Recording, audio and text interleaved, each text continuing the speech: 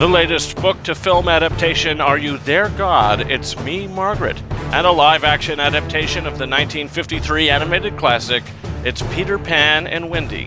That's today on The King's Corner.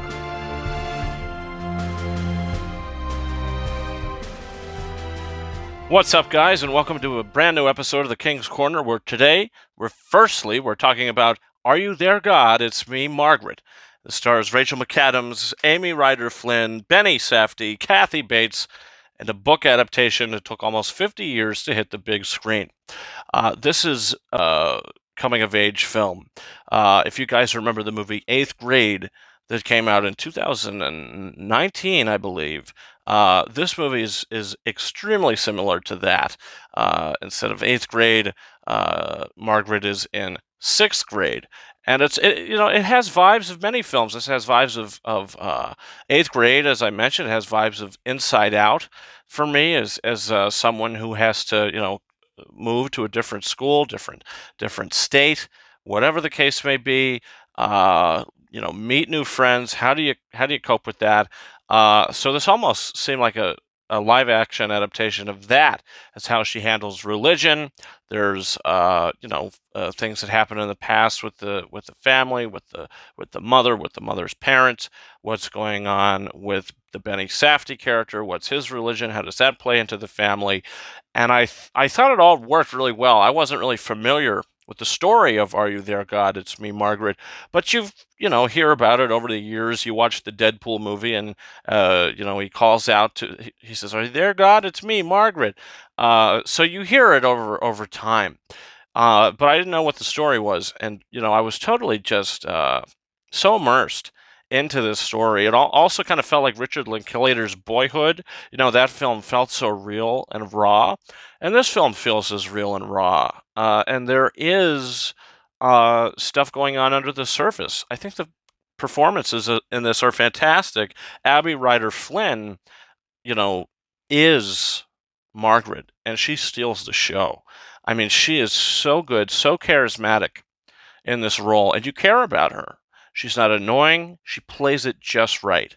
And, when they do nominations for Best Coming of Age Star, Best Young Actor, or whatever, she better be in there. I mean, she is the Elsie Fisher. She is the Eller Coltrane.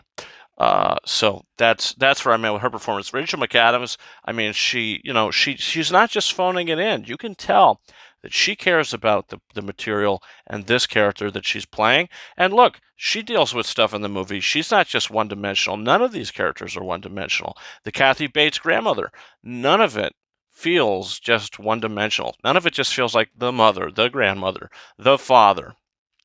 These all feel like real people with, stories. These feel like people that have lived lives. And the screenplay was great. Now, the book, like I said, never read it, but I would imagine that the source material is just as good. Probably why this is such a classic novel. You have Kelly Freeman Craig coming in to do the film, direct the film, and write the film adapted from the original book that came out. Let's see. Original book came out, my one buddy said it was almost 50 years ago. Yeah, published in 1970. So 53 years? Yeah, 53 years. 73 years. 73 years. That's insane. How old the book is, how old the source material is. But yeah, I love the story. I think it is a very, very strong coming-of-age film, and maybe one of the best I've ever seen. This is a really good movie with an excellent pace to it. There is never a dull moment in this movie. It's about an hour and 45 minutes, something like that, and you're never bored. You're always entertained going along with the story. With the characters. So, look, in the end of the day, I highly recommend this, and it's one of the best movies of 2023 so far, and it's a 4.5 out of 5-star movie. So if you didn't really know much about this going in, well, hopefully I sold you on it, because I think that you'll really find something special with this film. Peter Pan and Wendy is the brand new Disney live-action adaptation of a remake of a film that came out 70 years ago. the original Peter Pan film that came out in 1953, if you can believe it. And, we rewatched that right before watching the new film. So it was a back-to-back double feature just to see how they would play with each other, and if the new film, what it would add, um, what it would add in a better way, maybe not as good of a way. Who knows? Wanted to rewatch the original, so was able to do that before this one. And look, the story of Peter Pan. For the Disney animated film, it's a 70-year-old story. It's the boy that didn't want to grow up and escaped to Neverland. And, there's all the lost boys, Peter Pan's tribe of boys that didn't want to grow up either. And now, look, it's a tribe of boys and girls. They're just called the Lost Boys. The Lost Kids, whatever, I don't know. They're still the Lost Boys, but now it's a unisex group. Uh, and you follow the family. You meet the family in the beginning. Hear the legends of Peter Pan, the Darling family. You got Wendy, you got Michael, you got little Georgie, or the third kid, whatever his name is, John, little John, I believe. So they're doing their thing at the beginning of the film, and this is the original film. And one thing leads to another. They're big Peter Pan fans. And he sweeps them up, takes them to Neverland. We're going to have some adventures. Captain Hook is going to get in the way, and it's basically like the best field trip ever that Peter Pan takes them on in that original film. So you say, okay, that's a pretty great movie. The original Peter Pan has that Disney magic. I mean, when it came out, even now, Peter Pan has that Disney magic that this movie is lacking. And that happens a lot with a lot of these live action remakes. Not a lot of them still have the magic. Lion King didn't have the magic. I don't think Dumbo had the magic. Mulan didn't have a lot of magic. Certainly Pinocchio didn't have any magic at all. No magic in that movie. And this movie didn't have the magic either. So it's definitely not on the higher end of the remakes. Is it watchable? Yeah, I do think it's pretty entertaining. The first 30 minutes of this are very strong. And then I would say the ending, like fight, the climax at the end, that was strong too. And I liked the way it was shot, the action, the choreography. I didn't mind it. But the 40-minute chunk in the middle of this movie is where it sort of loses all its, like, honestly, when the film started, there was like flickering magic, like, oh, this could be good. Like, could be pretty good if it stays consistent. And then it doesn't. Once we get to Neverland and meet the Lost Boys, I think about 5 to 10 minutes after that, that's when the film starts to derail. I don't want to spoil it, what happens in this new story, but in all these adaptations, there's liberties, there's things that are changed, and not changed for the better. And in this film, they try to add uh, more character and more juice and more story with, like, the backstory of Peter Pan, the backstory of Captain Hook. That original film, it was so simplistic. You didn't need that, but it was strong. These two enemies. It's all you need to know is these two enemies, and that's it. This film, they go a little deeper, and it didn't work. I thought it was unnecessary. I see what they were trying to do. I understand it. I just didn't like the choice. Um, yeah, I didn't think it was very effective. They changed things with the Tiger Lily character to modernize it, if you will. I think that character's, you could say she didn't have much to do in the original film. She was just a really supporting character. They make her a bigger character in this, but they don't give her anything else to do.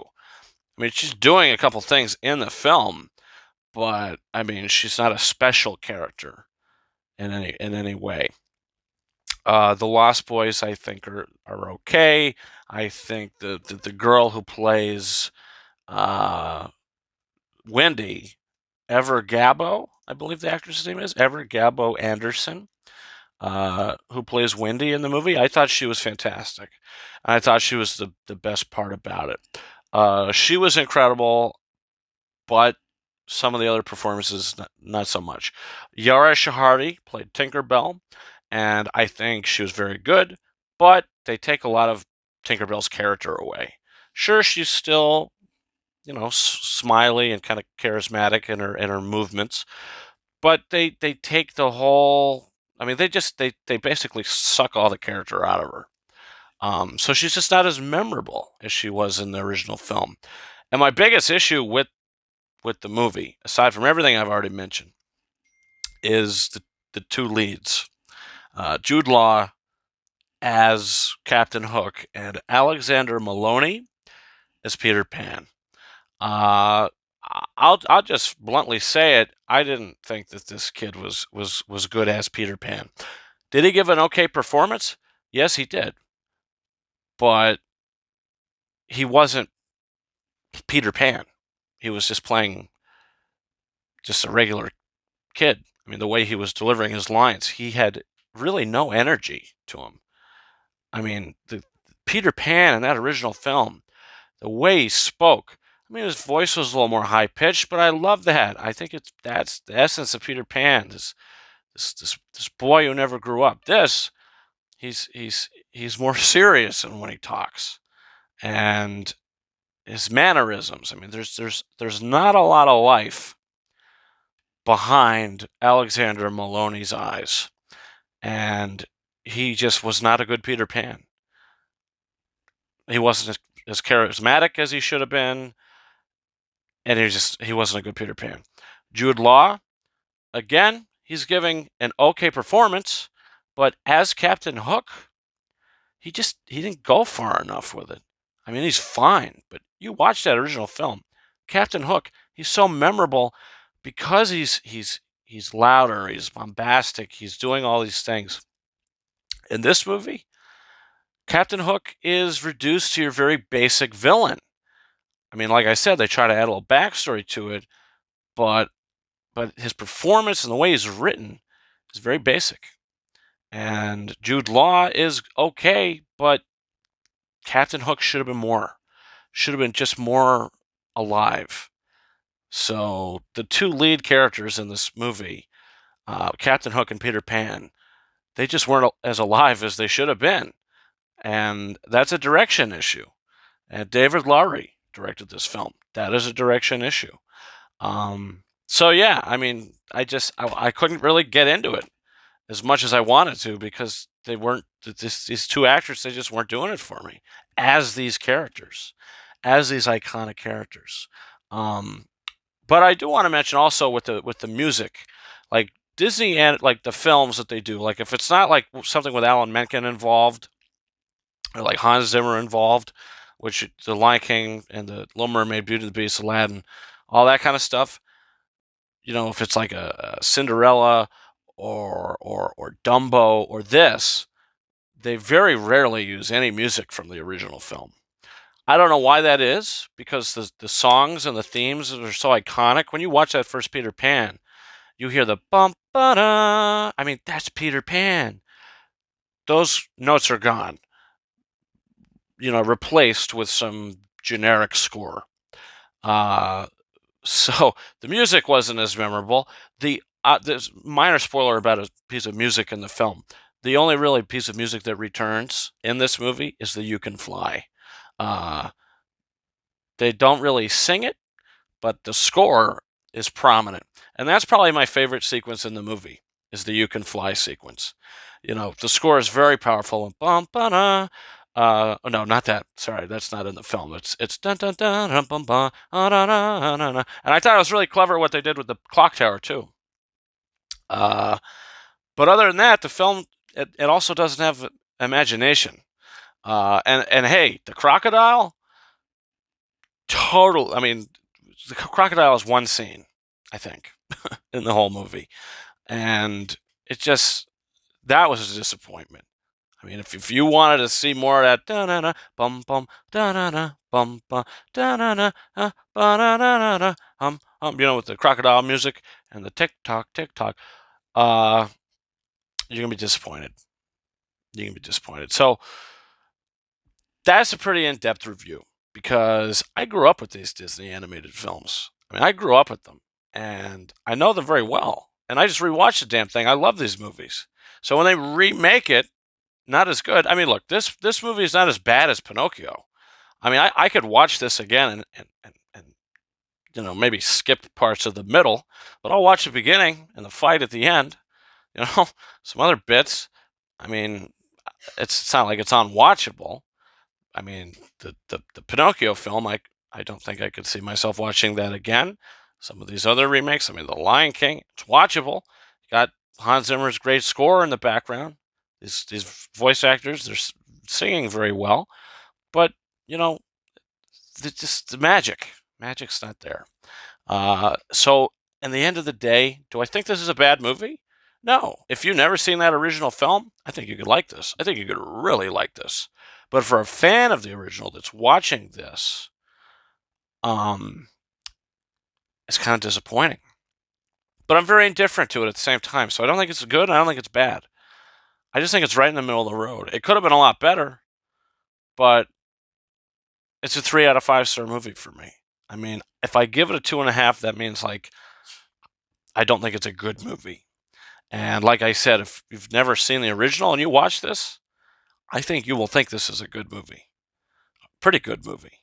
And like if you've never seen that, for a person who has, it's taken down a little bit. So that's where I'm at with Peter Pan and Wendy. So yeah, Little Mermaid is a month away. Hopefully, we're going to be a little more enthusiastic when we're reviewing that one. And finally, it's our physical media roundup for the week, where we're just talking about one Blu-ray that released this past Tuesday. I'm sure there's a couple other things that came out as well, but the film I got to add to my collection is a Blu-ray of 80 for Brady. This is a movie that, look, you go in, you turn your brain off, you have some fun, you get some chuckles, and it ends and you get out of there. Is it extremely memorable? There's a couple things, in the film. There's a couple lines, but overall, is this a great movie? No. Does it have some heartwarming stuff in it? Sure. Is it a little cliched? Yes. But is there something still kind of special about it? I do think so. I think that the movie itself is it's worth a watch. You're not going to be like, wow, that was great, but you're going to be like, oh, it was okay. So yeah, 80 for Brady. If you haven't seen it and you want to sit down and watch something you haven't seen, and you want to like watch a comedy that kind of reminded me of the Las Vegas film with Robert De Niro, Michael Douglas, watch this, and I think you'll enjoy it. Moderately enjoy it. I don't know. It's not great, but it's okay, and you'll get some laughs. So that's 80 for Brady, and that's this week's episode of the King's Corner, or maybe not this week's episode of the King's Corner, meaning that this Saturday night I'll be seeing Guardians of the Galaxy Volume 3. So that means either late Saturday night or Sunday morning, I'm going to be posting a new episode of the King's Corner, which is solely for Guardians of the Galaxy Volume 3. There will be a non-spoiler section and a spoiler section in that video. So there won't be a non-spoiler review video and a spoiler review video. There is just going to be one video where we do the non-spoiler, then we get into spoilers at the end of the video. So come back for that. Follow me on Twitter at RyanKing72 and Instagram and TikTok at KingArises131. And don't forget to subscribe to this channel for more content coming in the future, including our live shows where we give away the digital copy codes for all the films mainly that we do in our physical media roundups at the end of these episodes of the King's Corner. So with that being said, thanks so much for watching, and we'll see you guys next time. Over and out.